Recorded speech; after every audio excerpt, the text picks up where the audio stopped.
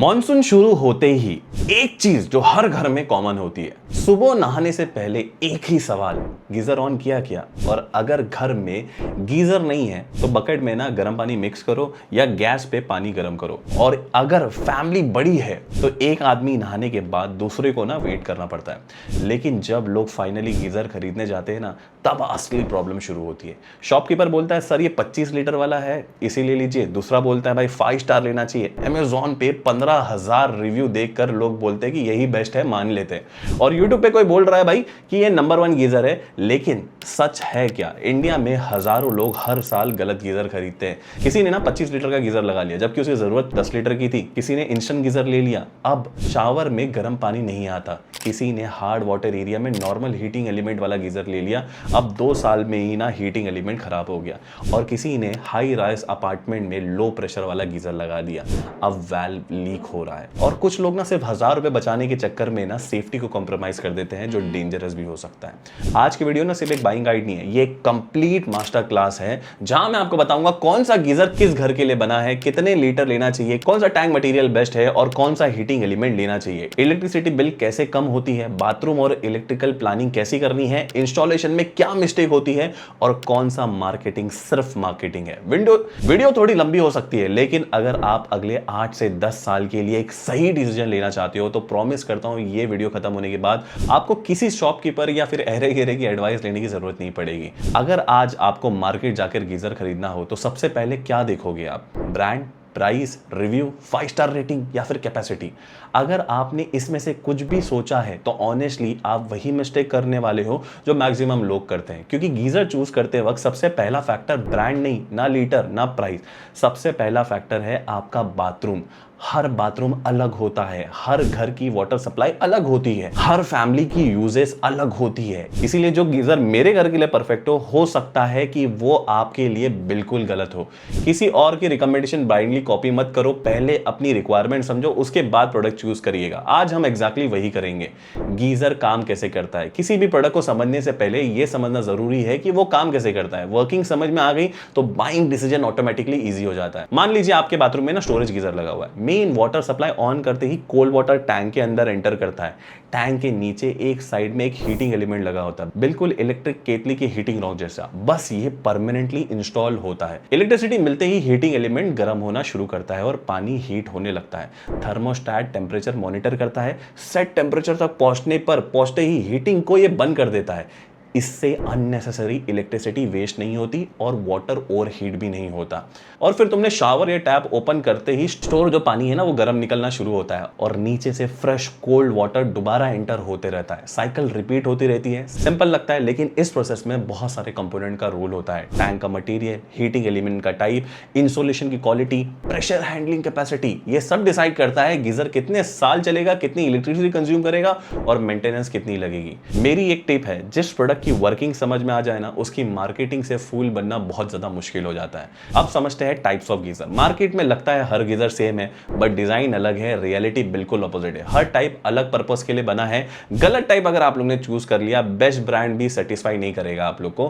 पहला है storage water geyser, ये मोस्ट रिकमेंडेड है, इंडिया का सबसे पॉपुलर टाइप। 90% इंडियन होम के लिए मैं इसी को रिकमेंड करता हूं। इंसुलेटेड टैंक पहले पानी को हीट करती है फिर स्टोर भी करती है, मतलब शावर ऑन करते इंस्टेंट गर्म पानी मिलता है, वेट नहीं करना पड़ता। एडवांटेज ये है कि यहां पर कंसिस्टेंट आपको टेंपरेचर मिलने वाला है। बकेट हो या शावर हो, वाटर टेंपरेचर स्टेबल रहता है। फैमिली यूज के लिए ऑलमोस्ट हमेशा बेस्ट ऑप्शन है। लिमिटेशन क्या है? टैंक की कैपेसिटी जितनी है ना उतना ही हॉट वाटर अवेलेबल होगा। पूरा यूज हो गया तो दोबारा हीट होने का वेट करना पड़ता है। इसीलिए कैपेसिटी चूज करते टाइम ये इंपॉर्टेंट है, जो मैं आगे डिटेल में बताने वाला हूं। सेकंड है भाई इंस्टेंट वाटर गीजर। नाम सुन के लगता होगा अनलिमिटेड यहां पर आपको हॉट वाटर मिलने वाला है। असलियत ऐसी नहीं है। ये जनरली 1, 3 या फिर 5 लीटर का होता है और इसमें ना कंटिन्यूअसली पानी हीट करते रहता है। इंडिया में विंटर के टाइम पे अगर वाटर बहुत ठंडा है और शावर का फ्लो हाई है तो instant geyser required temperature maintain नहीं कर पाता। रिजल्ट क्या है? यहाँ पर आपको लूप वार्म वाटर या फिर फ्लक्चुएटिंग वाटर देखने मिलेगा। इसीलिए अगर आप बाथरूम में शावर वगैरह ज्यादा करते हो तो मैं वहां पर इंस्टेंट गीजर रिकमेंड नहीं करता हूं। लेकिन किचन के लिए एक्सलेंट चॉइस है क्योंकि वहां पर फ्लो कम रहता है और कंटिन्यूअस बकेट भरने की जरूरत नहीं पड़ती।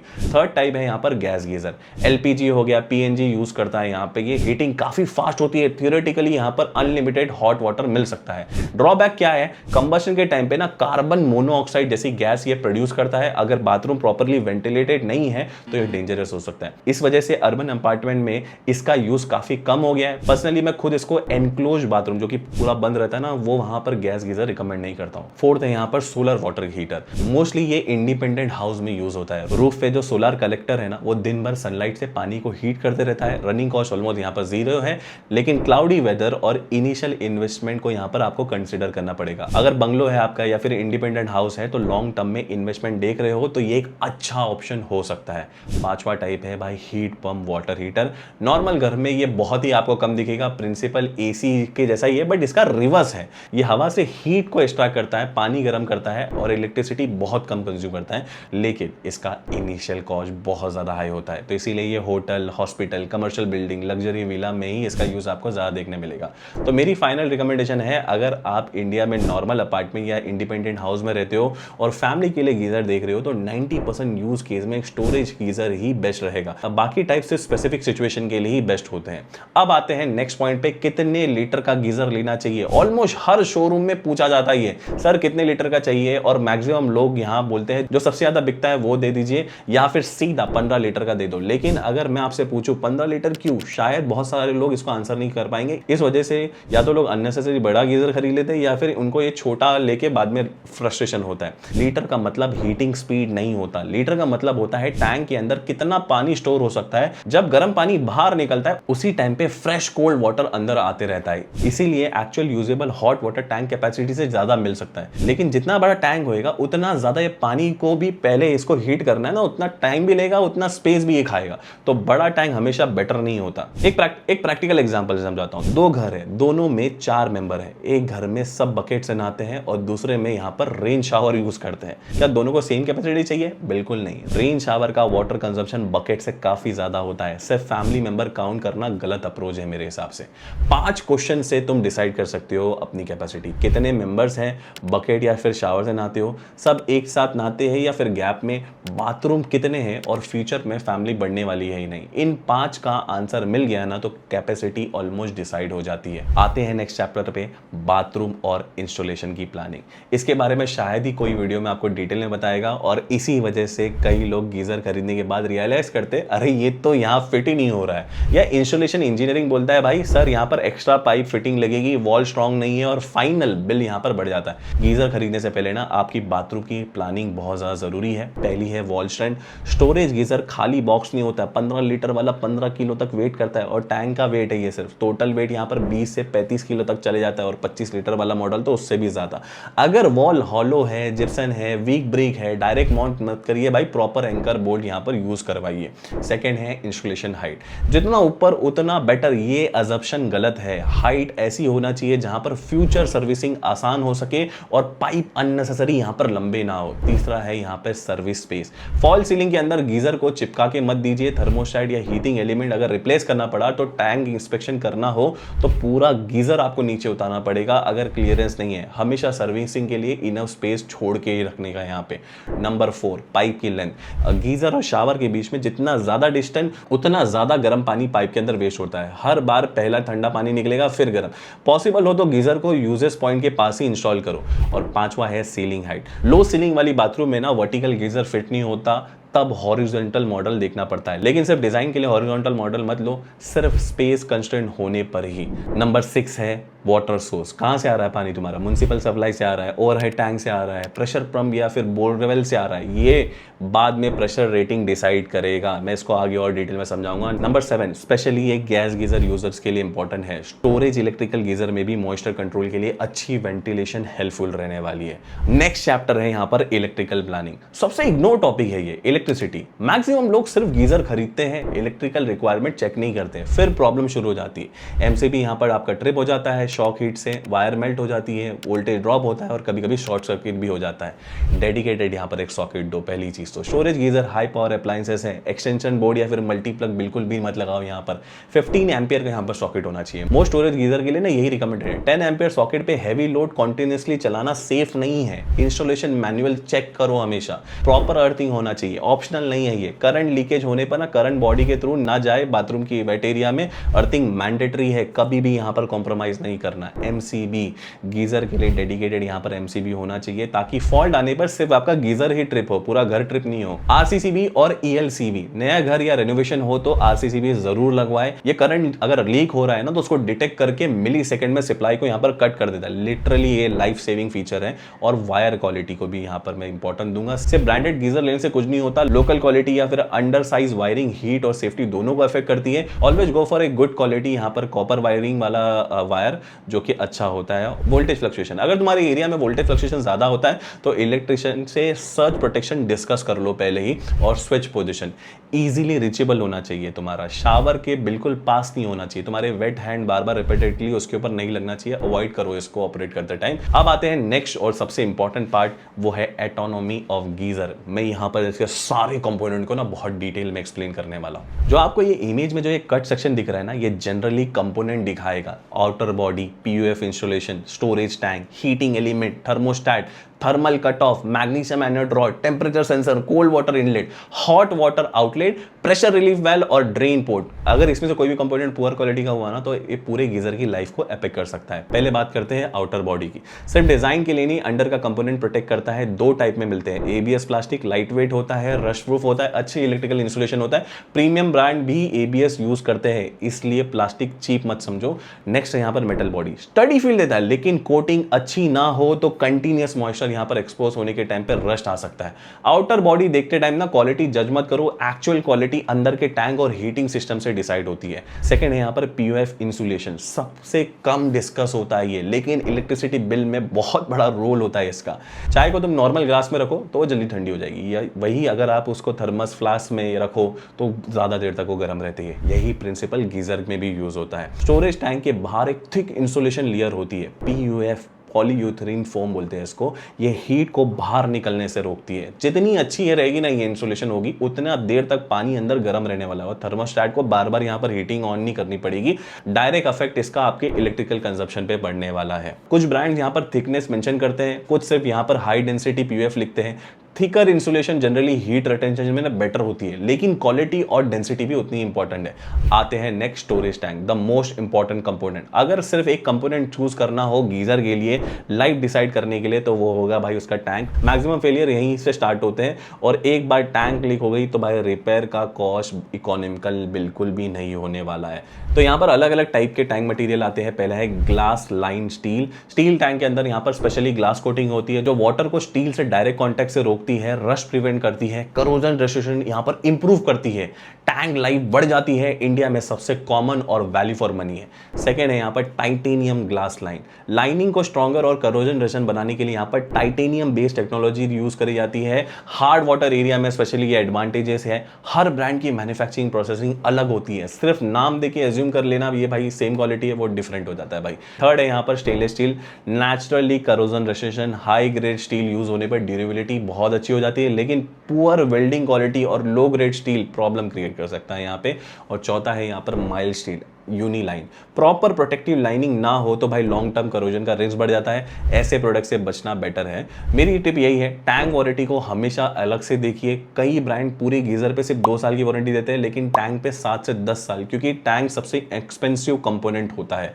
और यहाँ पर नेक्स्ट कंपोनेंट है हीटिंग एलिमेंट। टैंक को ना आप बकेट समझो, पानी को अगर गर्म करना है तो हीटिंग एलिमेंट जो इलेक्ट्रिसिटी को हीट में कन्वर्ट करता है ना, ये बहुत इंपॉर्टेंट होता है। मार्केट में यहाँ पर 3 टाइप है। पहला है copper, excellent heat transfer, comparatively यहाँ पर फास्ट हीटिंग देखने मिलेगी, लेकिन हार्ड वाटर या फिर मिनरल एलिमेंट पर व्हाइट डिपॉजिट बनाना शुरू कर देता है। ये स्केलिंग जिसको बोलते हैं, जैसे जैसे स्केलिंग बढ़ते रहती है हीटिंग ट्रांसफर कम होते रहता है और इलेक्ट्रिकल कंजप्शन यहाँ पर बढ़ते रहता है, हीटिंग यहाँ पर स्लो हो जाती है। सेकंड है यहाँ पर इनक एलॉय। इंडिया के लिए मैं इसको प्रेफरेंस दूंगा। यहाँ पर ये स्पेशल एलॉय से बना होता है, हाई टेम्परेचर और करोजन को बेटर हैंडल करता है। स्पेशली अगर तुम हार्ड वाटर एरिया में रहते हो जहां पर पानी पहले से ज्यादा टीडीएस वाला आता है, स्केलिंग कंप्लीटली बढ़ सकती है, लेकिन स्केलिंग यहाँ पर कंप्लीटली बन नहीं होती, लेकिन रेजिस्टेंस जनरली बेटर होता है। इस वजह से प्रीमियम गीजर में यहाँ पर इनकोलॉय का यूज कॉमन हो जाता है। और थर्ड है यहाँ पे titanium coated, corrosion resistant improve करता है, इसीलिए कुछ ब्रांड इसको यूज करते हैं। लेकिन हर टाइटेनियम क्लेम का इंप्लीमेंटेशन सेम नहीं होता। सिर्फ मार्केटिंग टर्म्स देख के डिसीजन मत लीजिए, ब्रांड क्रेडिबिलिटी और स्पेसिफिकेशन भी चेक कर लेना। हार्ड वाटर एरिया में मैं ज्यादा रिकमेंड करूंगा ग्लास लाइन या फिर इनक्लॉय हीटिंग एलिमेंट को। ये कॉम्बिनेशन इंडियन कंडीशन के लिए काफी प्रैक्टिकल मानी जाती है। मेरी एक टिप रहेगी यहाँ पर, हीटिंग एलिमेंट रिप्लेसमेंट पॉसिबल होता है, टैंक रिप्लेसमेंट ऑलमोस्ट कभी भी इकोनॉमिकल नहीं है, इसलिए पहले टैंक चूज करो और उसके बाद heating element. Magnesium anode rod, ये भी एक बहुत मेजर इंपॉर्टेंट कंपोनेंट है। 90% बायर को इसके बारे में तो पता ही नहीं होता है, लेकिन ये टैंक की लाइफ बढ़ाने में बहुत ही इंपॉर्टेंट रोल प्ले करता है। वाटर के अंदर जो नेचुरली डिसॉल्व मिनरल रहते हैं, सॉल्ट रहते हैं, वो टैंक को ना करोड करने के लिए, मतलब रश करने की कोशिश करते रहते हैं। मैन्युफैक्चरर इसके लिए मैग्नीशियम एनोड इंस्टॉल करते हैं, जो वो खुद ना धीरे धीरे सेक्रीफाइस होती रहती है ताकि टैंक रिलेटिवली प्रोटेक्टेड रहे, इसलिए इसे सेक्रीफाइजल एनोड भी कहा जाता है। तो ये रॉड ना परमानेंट नहीं होती और टाइम के साथ ये कंज्यूम हो जाती है और कुछ सालों बाद रिप्लेस करने की जरूरत पड़ सकती है, स्पेशली हार्ड वाटर एरिया में। नेक्स्ट है यहाँ पर प्रेशर रेटिंग। मेगापास्कल रेटिंग बताता है गीजर कितना वाटर प्रेशर सेफली यहाँ पर हैंडल कर सकता है। ग्राउंड फ्लोर पे ना यहाँ पर नॉर्मल प्रेशर फाइन है, लेकिन अगर आप हाई राइज बिल्डिंग में रहते हो तो बूस्टर पंप के साथ वहां पर प्रेशर बहुत ज्यादा आता है। लो रेटेड गीजर लगाने पे ना यहाँ पर वाल्व लीक हो सकता है। ज्यादा प्रेशर रेटिंग का मतलब बेटर हीटिंग नहीं होता, सिर्फ बेटर प्रेशर हैंडलिंग होता है। वैसे आप चार्ट देख सकते हो। नेक्स्ट यहाँ पर power rating and electricity bill. 2000 what versus 3000 what. लोग सोचते हैं भाई 3000 वॉट मतलब बेस्ट नहीं, पावर रेटिंग का डायरेक्ट रिलेशन है यहाँ पर हीटिंग स्पीड से होता है, ना ओवरऑल क्वालिटी से। 2000 वॉट इंडिया में सबसे कॉमन रेटिंग है, बैलेंस रेटिंग नॉर्मल वायरिंग के साथ कंपैटिबल है, डेली हाउस होल्ड के लिए यूज के लिए इनफ है। 3000 वॉट हीटिंग फास्ट होती है, लेकिन करंट भी तो उतना ज्यादा ड्रॉ होता है। इलेक्ट्रिकल वायरिंग और डेडिकेटेड सर्किट उस हिसाब से कैपेबल होना चाहिए। दोनों गीजर, अगर मैं बोलूँ 2000 वॉट या 3000 what, same amount of water को सेम टेम्परेचर तक गर्म करेंगे, लेकिन 3000 वॉट जल्दी करेगा, लेकिन टोटल एनर्जी कंजप्शन बहुत अलग होती है अगर दोनों को सेम हीटिंग कर रहे हैं। सिर्फ जल्दी गर्म होगा ये सोच के 3000 वॉट मत ले लेना, नॉर्मल फैमिली यूज के लिए 2000 वॉट परफेक्टली फाइन है। इलेक्ट्रिसिटी बिल का सच ये है, लोग बोलते हैं भाई गीजर बहुत करंट खाता है, कितना? एक 2000 वॉट 2 किलोवाट गीजर कंटिन्यूअसली 1 घंटा चलाएंगे तो अप्रोक्सीमेटली 2 यूनिट कंज्यूम करेगा, लेकिन रियलिटी में स्टोरेज गीजर कंटिन्यूअसली 1 घंटा ऑन नहीं रहता। अगर टैंक का पानी हीट हो गया ना तो थर्मोस्टेट यहाँ पर हीटिंग एलिमेंट को ऑफ कर देता है, उसके बाद सिर्फ टेम्परेचर मेंटेन होता है। एक्चुअल कंजम्पशन का फैक्टर डिपेंड करता है तुम कितनी बार उसे यूज कर रहे हो, कितना पानी हीट करते हो, इनकमिंग वाटर कितना ठंडा है, इंसुलेशन कितनी अच्छी है और थर्मोस्टेट की टेम्परेचर किस पर सेट है, बाथरूम कितना कोल्ड है और फैमिली का यूजेस पैटर्न कैसा है। नेक्स्ट और सबसे इंपॉर्टेंट सेफ्टी फीचर जो कि बिल्कुल नेगोशिएबल नहीं है, water plus electricity plus high temperature, ये कॉम्बिनेशन मजाक नहीं है। पहला है थर्मोस्टेट, टेम्परेचर कंट्रोल करता है, सेट लिमिट तक पहुंचते ही हीटिंग को यह बंद कर देता है। सेकेंड है thermal cut off, breakup safety, thermostat fail हो जाए तो इमरजेंसी में हीट सप्लाई को ये कट कर देता है। तीसरा है यहाँ पर प्रेशर रिलीफ लाइट, टैंक के अंदर प्रेशर लिमिटेड या ज्यादा बढ़ने पर एग्जिस्ट प्रेशर को ये सेफली रिलीज कर देता है। नेक्स्ट है यहाँ पर सेफ्टी वाल्व, टैंक और प्लम्बिंग को एक्सेसिव प्रेशर से प्रोटेक्ट करता है। नेक्स्ट फ्यूजिबल प्लग, जहां प्रोवाइडेड हो, एक्सट्रीम ओवरहीटिंग कंडीशन में एडिशनल प्रोटेक्शन है। प्रॉपर अर्थिंग मैंडेटरी है भाई, मैंने डिटेल में बताया था पहले भी। ISI सर्टिफिकेशन हमेशा चेक करिए, अननोन ब्रांड सिर्फ लो प्राइस के बेस पे मत लीजिए। मैं पर्सनली कभी भी 800-1000 बचाने के लिए अननोन ब्रांड के गीजर रिकमेंड नहीं करूंगा। यहाँ सिर्फ प्रोडक्ट क्वालिटी नहीं, फैमिली सेफ्टी भी क्वेश्चन पे आती है। तो दोस्तों ये वीडियो काफी बड़ी हो गई, अगर आप पूरी वीडियो भी भूल जाओ तो बस ये 8 रूल जो आपको स्क्रीन पे दिख रहे हैं ना उसको याद कर लेना और आप कोई भी गलती नहीं करने वाले हो। अगर आप लोग ने ये पूरी वीडियो देखी है तो आप एक नॉर्मल बायर नहीं रहे। अब जब आप शोरूम में जाओगे और कोई बोलेगा सर ये सबसे बेस्ट बिकता है, तो आप उसे पूछोगे टैंक का मटेरियल क्या है, हीटिंग एलिमेंट कॉपर की है या इनकोलॉय की, प्रेशर रेटिंग कितनी है और टैंक की वारंटी कितनी। और बिलीव करिए इन सवालों के बाद डिसीजन आप लोगे, शॉपकीपर ने। अगर इस वीडियो से आपको जेन्युइनली कुछ सीखने को मिला है ना तो आप उन लोग के साथ जरूर शेयर करिएगा जो विंटर या फिर अभी एक गीजर लेना चाहते हो। तो दोस्तों ये तो थी मेरी एक बाइंग गाइड गीजर के ऊपर बहुत डिटेल में। प्रोडक्ट रिकमेंडेशन वीडियो मैं आगे बढ़ाऊंगा जहां पर मैं डिटेल में टाइप वाइज आपको बेस्ट प्रोडक्ट्स भी रिकमेंड करूंगा। दोस्तों मिलते हैं नेक्स्ट वीडियो में, तब तक के लिए stay healthy, stay safe, bye.